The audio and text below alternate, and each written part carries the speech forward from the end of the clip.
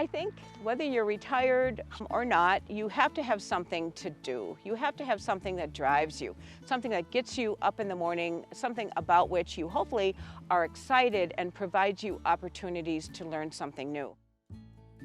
I was an emergency physician for 33 years, practicing mostly in urban areas, including in Milwaukee. And so I was able to see a lot of the chronic health effects that people suffered from. So that led to a start of thinking about what would be the next chapter for us in terms of healthcare. And so that led us to really start thinking about how would we grow food if we had a chance to grow food. And it's always been Peggy's dream to have an apple farm. So I went along with the dream, and now here we are growing organic apples.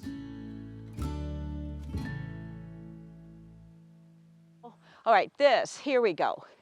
This is work I'm proud of. This row right here. So this row, this is a Crimson Crisp. Apples are one of the dirty dozen fruits and vegetables because of the tendency to use a lot of type of non-organic ways of managing disease and pests.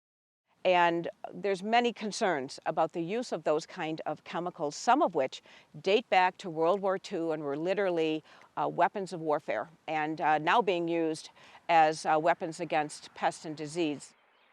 By being certified organic, this lets us really assure our customers that we have followed all of the rules and we intend to do so, and we are offering a much cleaner variety of fruit than you can find conventionally. And I think that many, many people feel that that's really important to them, to their children, and just to the health of the planet. One of our main pests is called plum curculio. We call it the evil weevil.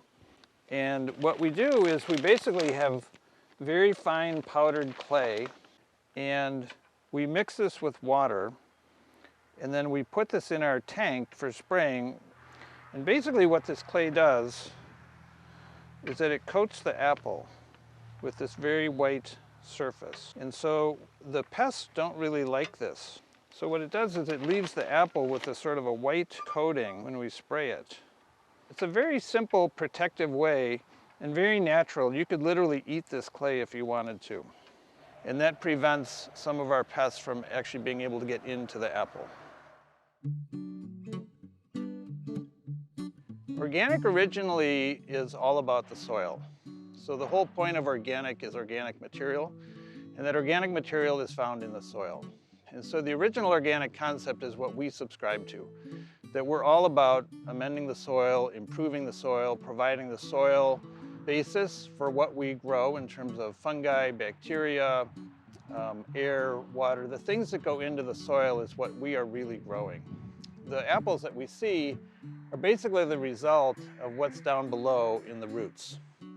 And so really that soil is the basis for what you get in terms of nutrients and micronutrients.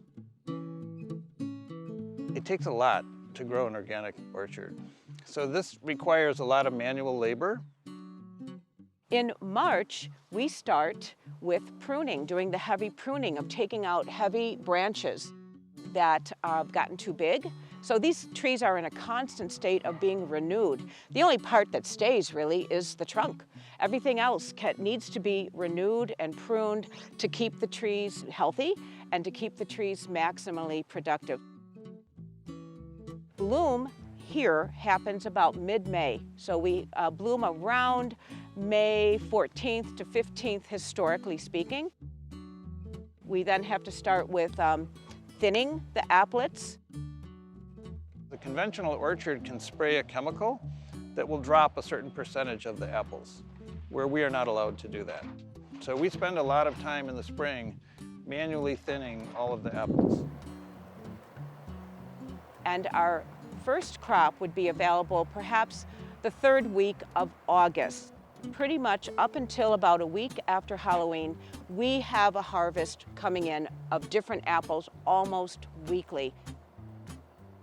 You really need to learn things that are new all the time to keep your brain going and to keep your body going too. So this does that for us. We're both science-based people, science backgrounds. This has afforded us an opportunity to learn a whole new, different science that we didn't know before.